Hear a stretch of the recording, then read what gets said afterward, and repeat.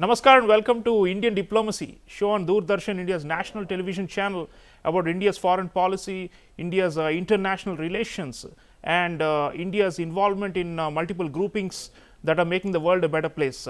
Viewers, in this episode, we are looking at the year 2023. The new year is upon us, and the foreign policy outlook for India in 2023, the major opportunities and the milestones, and also the big challenges and threats that we face in navigating the international realm. To take us through this voyage of 2023 outlook, I have a very special guest joining me from Mumbai, Manjeet Kripalani. Manjeet Kripalani is Executive Director of Gateway House, very important think tank of the country. She's been an award-winning journalist for decades, and now heads Gateway House, which is a very important innovative new institution that's come up and is coming up with cutting-edge ideas for Indian foreign policy. Manjeet, it's a real pleasure to have you on Indian Diplomacy. Thank you, Sreeram. It's a pleasure to be with you. Manjeet, 2023 is started, and it's where there's a lot of optimism about India's leadership in the world in this year, and a lot of excitement also because there are very important big ticket diplomatic events lined up for this year, and also the economic expectations about India have risen. It's seen as a bright spot. McKinsey, Morgan Stanley, all the big Jefferies, all the big global pundits have been saying, and consultancies are saying, that this is India's decade and we are just on a takeoff stage. So 2023 promises to be good to start with, and your opening thoughts on why do you think India seems to be in this pole position right now, and what we need to do to sustain this? Sreeram, 2023 is the year from which India will actually begin its takeoff, because we have made investments in the past over all these years, starting with 2000 with the technology industry, and then in the last 7 years, I think we've really speeded up our infrastructure build out. That has been very important because a new road is a new chance, and people get to take their products and services to market. So the infrastructure build out, the infrastructure investment, we're developing into a country with good infrastructure, fantastic services, and a population that is rising from the lower classes to the aspiring to be in the lower middle classes. Now, part of this is because of the many welfare schemes that have got to people without any leakages. And for this, we have to thank our technology, the India Stack, and other enablers of the architecture and framework that allow people to benefit from government aid at the right time.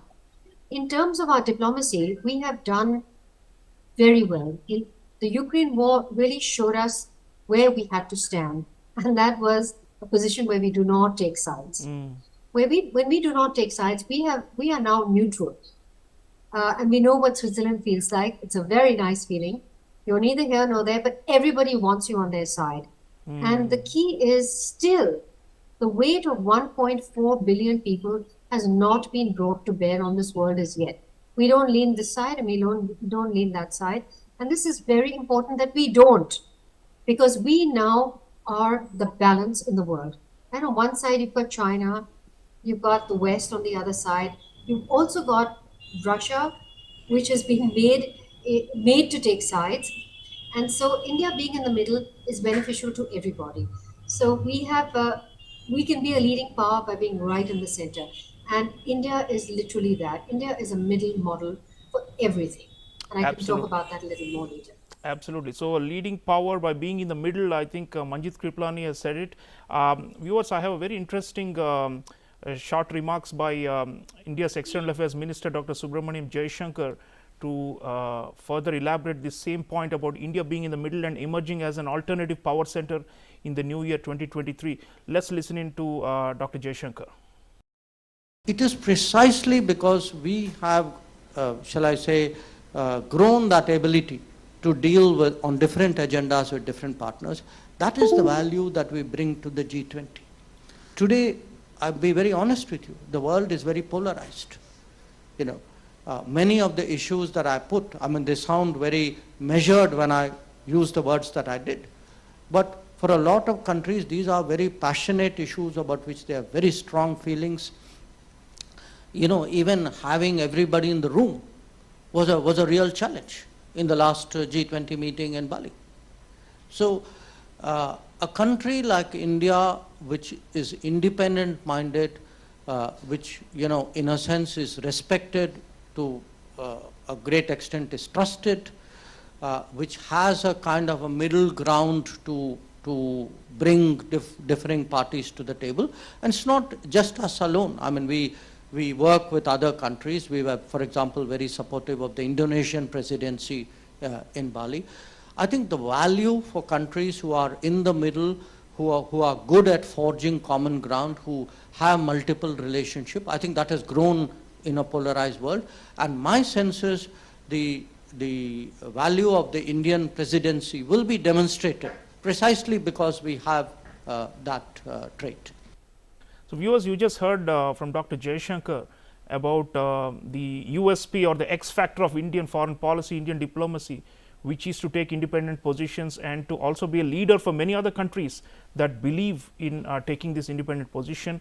Manjeet, coming back to you, 2023 this year, of course, is the big marquee year because we have two presidencies. The G20, of course, the biggest of them all, and you and Gateway House have been involved in the G20 and the T20, Think Tank 20, and all these preparations for the big moment when India hosts the G20 countries here in September 2023.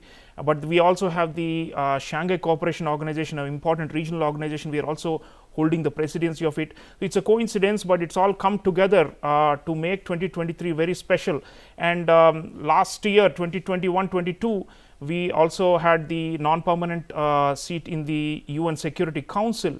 So if you think about it, all these big multilateral forums, that's, I think, where we are really punching and we are really showing our mettle as an important bridge builder and also a consensus builder that's able to deliver global goods, public goods for everyone. So your thoughts on this big moment of 2023 for us with the G20, SCO, and our multilateral success, the way it's shaping up and how people are perceiving it around the world. You've been interacting with other fellow G20 member country representatives. So how are they seeing India, and what are you seeing? So I think, Sreeram, one of the things we do this, the G20 has come at a fantastic time. There's no good time to chair a big multilateral grouping. We were supposed to chair this about 2 years ago, and now's the moment, and every moment is the right moment. So we have not actually invested, India has not invested in multilateral institutions at all over the years. Our diplomacy has been mostly defensive, partly because we haven't had the capacity, and partly because we have really focused on the geopolitical and we have not focused on the geo-economic. What we are seeing playing out before us with the United States, with China, Europe, and Russia, these are all economic battles being played out. Of course, there are border issues and land, etc., but really it's all economic. India has not been at that place, and partly because we have had to focus on developing our own country. We are still in the process of developing, but now we are being forced into making economic decisions, and our trade agreements with Australia is really a bellwether. I remember sitting in meetings since 2010 where there was a line of countries waiting to do a free trade agreement with India, and there was always a grumble. Oh, India doesn't do this and India doesn't do that. And we heard Piyush Goyal speak in Mumbai a few days ago, and what he said was that Australia did the deal with us. They recognized India's sensitivities and they decided not to belabor it, and India provided reciprocity to Australia. This is so significant because the United States, Japan, and Europe did the same thing with China when China entered the WTO in 2001. They helped China along. The US built up China. The European countries, especially the UK, helped them write their laws. And Japan finished the job of getting China into the WTO. Now, just because we all speak English and our leaders speak English, everybody thinks India doesn't need the help. We know what's going on. We've recently been colonized, etc. But this is not true. We have not been a trading nation for the last 250 years or maybe 300 years, because the Brits have been trading for us and being our traders. And so we have really forgotten all those trading routes and the trading skills and the knowledge, and we don't even teach it. We don't even teach negotiations in our schools. And so we're always faced with, lawyers and diplomats who've got 200 years of experience in negotiation and trading rules. So what Australia has done is fantastic. And as Piyush said, he was quick enough to understand and accept that here is a friend and let's go for it. So literally we have got a friend holding our hand. Once we get into these trade agreements with the UK, we have one with the EU, we will now be in a better position to diplomatically play the multilateral game. And heading the G20 at this year is forcing us to learn on the job, learn fast. And I can assure you, by the end of the year, by September, when the leaders' meeting takes place, we will be so much wiser. We will have had developed so much expertise, and we will be able to go into the SCO quite a different country, because the SCO is the alternate to the West in some sense, right? It is the alternate world order.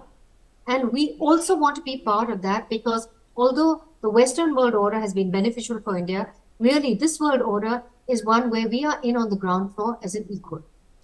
Yeah, and talking of the SCO, Manjeet, Prime Minister has unveiled the logo for the SCO Presidency of India, and it's not as high profile as G20, but like you said, regionally it's very important for us.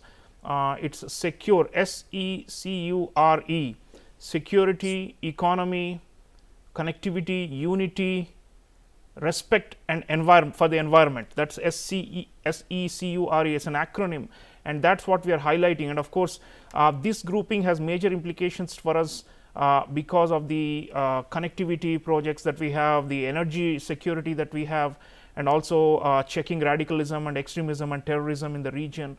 So while we are fully focused on G20, and that's a number one diplomatic event for 2023, there's also this important regional grouping. And I've been also talking to SCO researchers from member countries who are coming in through the Indian Council for World Affairs and other think tanks, and we are generating also momentum for the SCO summit.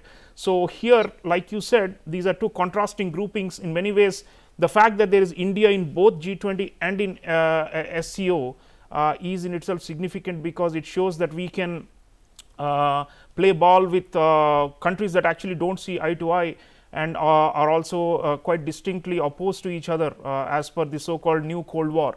So here, why do you think, and Dr. Jaishankar has already mentioned the middle ground, but what else? I mean, and you talked about the economy and our increasing attraction for other countries because of our large market and our more open attitude to trade and investment.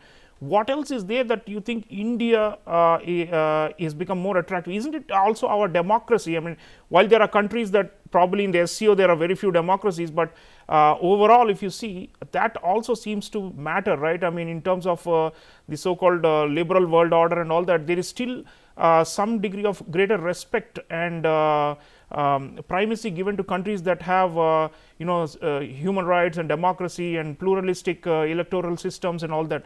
Isn't that also our strength, and are we doing enough to highlight that, you think, to make the point that India is there to lead and to make the world a better place? Sreeram, I think that is absolutely now known. Our democracy is definitely a strength. Lots of people say, I think the era where, middle class and upper middle class Indians were saying, oh, our democracy is such a drag. I think that era is over, because COVID, the way we handled COVID has really shown us our Prime Minister was very different. He stepped out and he basically told this vast and quite rowdy and unruly nation, I am trusting you to do the right thing, and let's do it together. This is very different, as we know, from the way China handled it. It's also very different from the way US handled it, which was through the private sector. This was a joint effort, and I think our democracy has played out very well, because it shows that you can trust your population, and you do it through persuasion, and you do not do it through a heavy hand of the state or through the private sector, which profiteers off a situation that is a disaster, right? So that's one thing. The second thing is we also saw during the pandemic has been really a turning point, particularly for India. We were able to use technology really very well. So the direct benefit transfer to vast numbers of people, 370 new bank accounts, million new bank accounts, etc. We were able to send people money through very difficult times. This has now become a habit. In this G20 year, our big offering is the India Stack, right? Open digital public goods. And this is open source technology. A creation of this open source technology created by volunteers, software volunteers, hundreds of thousands of them. This could never happen in a country that was not a democracy. And what we're going to see in the G20 is Digital public goods, yeah. Yes. And the G20, we're going to see quite a lot of resistance in this because China wants to control technology through the state, right? The Western world is absolutely dominated, particularly America is dominated by their private companies. Europe does not have a technology company, so they look at what the consumer, protecting the consumer. But actually what we need to do, the Americans are really resisting this. Because they don't, open source means no profits, right? There's no profit. But we have to tell them that open source and creating these digital highways, these public highways, is how our unicorns and our startups ride on these. And we know we were 30 plus unicorns last year. This year, in 2022, 107. And God knows how many more we'll have in 2023 this year. Absolutely. G20 is where the combination of a developing country with a democracy and with a technological prowess, that's what India is going to be showing in 2023. Viewers, let's also look at the challenges of 2023. It's not all rosy picture because we have a troubled neighborhood. We have two adversaries, China and Pakistan, that continue to challenge India's sovereignty and territorial integrity and national security. And let's also focus a bit on this problem for a moment. I have a very interesting video clip from one of India's well-known thinkers on non-Western international relations. Her name is Professor Deepshikha Shahi. She teaches at O.P. Jindal Global University, and she's talking about what would Chanakya or Kautilya have done to tackle these kind of menace of China and Pakistan. Let's listen. The ancient Indian textual tradition of Kautilya's Arthashastra is increasingly becoming popular amongst the strategists who want to make sense of international politics from an Indian perspective.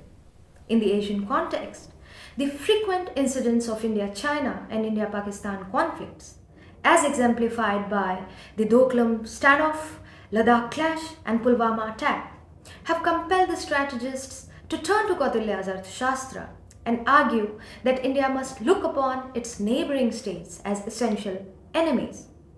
However, such a narrow interpretation of Kautilya's Arthashastra is not correct.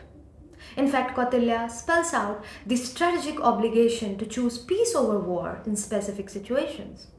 One of the verses in Kautilya's Arthashastra mentions that when the advantages derivable from peace and war are of equal character, one must choose peace. Still, the question remains as to what kind of foreign policy response must India adopt when it is dragged into a warlike situation. For example, when the Chinese army or Pakistan-based terrorist outfits bring a threat to India's security.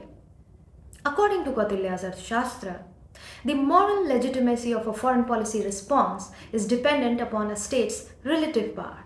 In the Asian context, many would argue that China is stronger than India and Pakistan is weaker than India.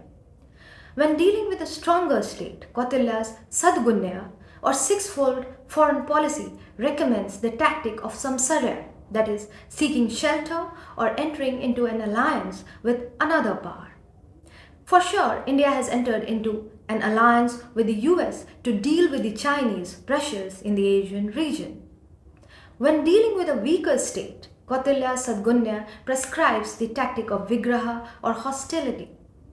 However, India has not entered into an open hostility or warfare against Pakistan, and I think rightly so, because Kautilya justifies the use of violence or force only as a last resort.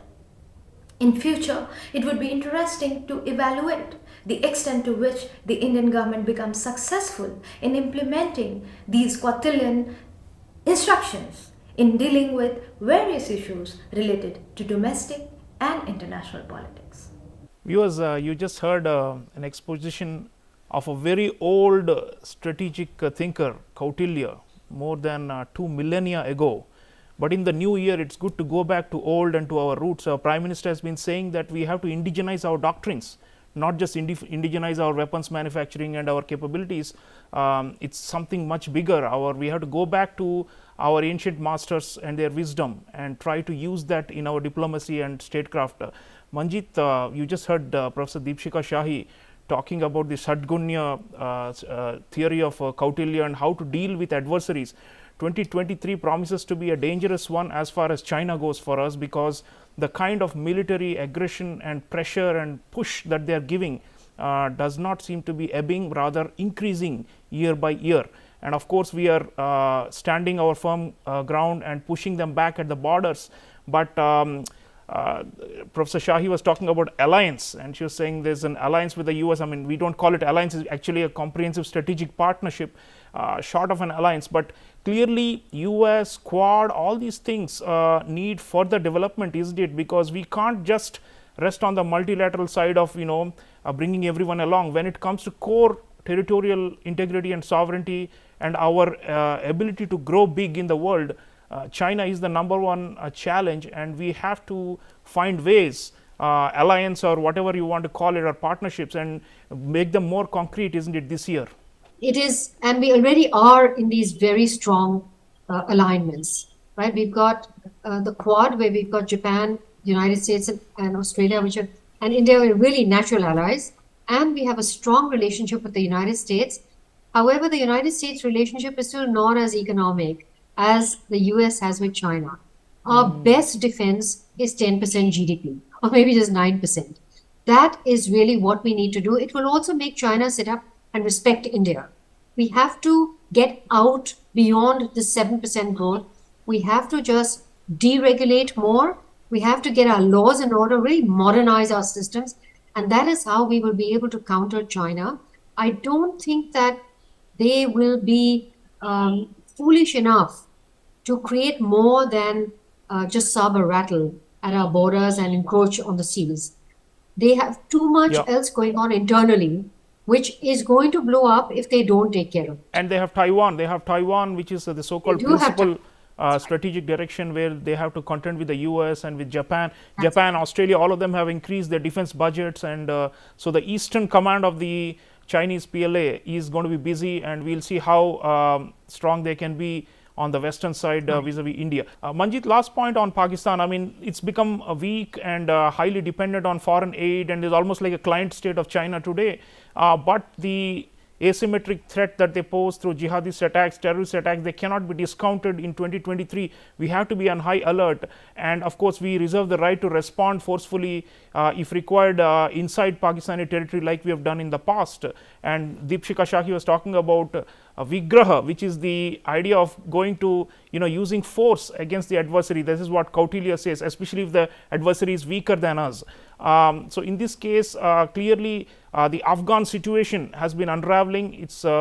There's a lot of conflict going on between Pakistan and Afghanistan on the border, on the Durand line, and we are seeing more tensions rising up, despite the belief that somehow the Taliban will be subservient or will be pliant to Pakistan. They have not been, and in fact the so-called strategic depth that Pakistan is at hope by placing Taliban in Kabul has not yielded.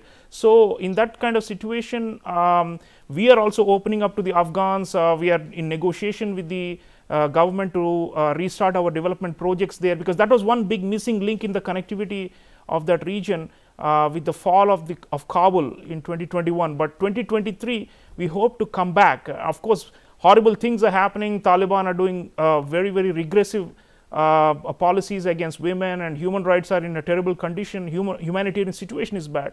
But India is being seen in new light, it seems, even by Taliban now, and that's an opportunity for us, isn't it? Because the Pakistanis cannot use Afghanistan against us as they had imagined, and that's something I think we need to take advantage of and build upon through proactive diplomacy with Afghanistan. Even though nobody has recognized them, at least we have reopened our embassy there, and slowly we need to claw back, and I think that's a big important objective for 2023, isn't it? First, Sreeram, the countries that have caused the problem in Afghanistan, which is Qatar, the United States, and Pakistan, have to get together to resolve the problems that they are now facing. And you're absolutely right. There is a pushback against Pakistan from the Taliban. They knew the Durand Line was a problem. The Afghans have always said that they will not recognize the border and the Durand Line is theirs. So there's beyond the Durand is theirs to take. So I think Pakistan has to be ready for this. As you know, in the last 10 days, Pakistan has seen several attacks on its home ground in Punjab. Pakistan has not paid any attention. There's been a challenge to the military from Imran Khan. Whatever we may think about whether this is good or not, but it has never happened before. Yep. We have to watch this very carefully. You're right. We have to secure our borders. You know, our Punjab is very vulnerable just now, and we have to make sure that that side is absolutely secure and ready to respond, like you say. But we can make very good overtures to the Taliban, especially if they're looking towards India. And one of them is the education of women. I mean, this is one area where India can reach out to them because we do understand the conservatism, and we are not there to try and turn Afghanistan to a Western country. We just want Afghanistan to be a better country and to make sure the Taliban understands it. So I think India can do a lot. We don't have to talk about it. We just have to do it sotto voce. And, you know, hopefully things will not escalate. And if it escalates, it will really be a pushback against only Pakistan. Absolutely. So the developmental partnership with Afghanistan is critical for us in 2023, and we hope to resume a lot of those. So viewers, I want to thank Manjeet Kripalani for her excellent insights. Thank you, Manjeet, and I'm sure that we are all going to be working to make 2023 a year of grand diplomatic success for India. Thank you so much for joining us. Sreeram, always a pleasure to be with you. Thank you. Thank you. So there you go, viewers. The point is 2023, we are starting with a lot of optimism. We believe that India is poised to take off, and we believe that India has the right mix of policies and the popular support for the government from the people of the country, and also from the international community, which is looking with a lot of hope and expectation towards India. Let's live up to that hope and expectations, G20 and everything else. So on that note, I want to wish you all a very happy new year 2023, and we'll see you again soon. Take care.